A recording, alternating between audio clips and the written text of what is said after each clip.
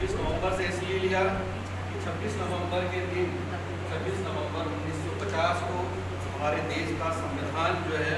वो लिपिबद्ध हुआ, उसको लिख के कंप्लीट किया गया और हमारे देश में 26 जनवरी 1950 को संविधान बाबा भीमराव अम्बेडकर जी का संविधान जो है वो लागू हुआ। तो इसके बीच में 2 महीने का समय रहा। तो इस देश 2 महीने के समय को लेकर अखिल भारतीय कांग्रेस कमेटी ने पूरे देश में 2 महीने का ये यात्रा 60 दिन का यात्रा पूरे देश में निकाला कि आज का जो माहौल है हमारे देश में,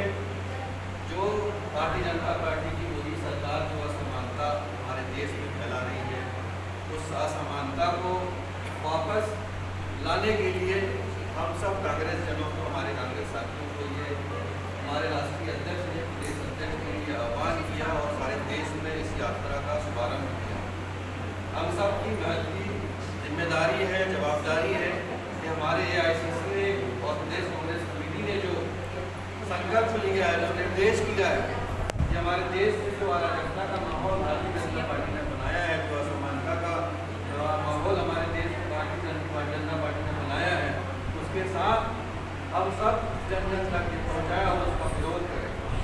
आज भारतीय जनता पार्टी की मोदी सरकार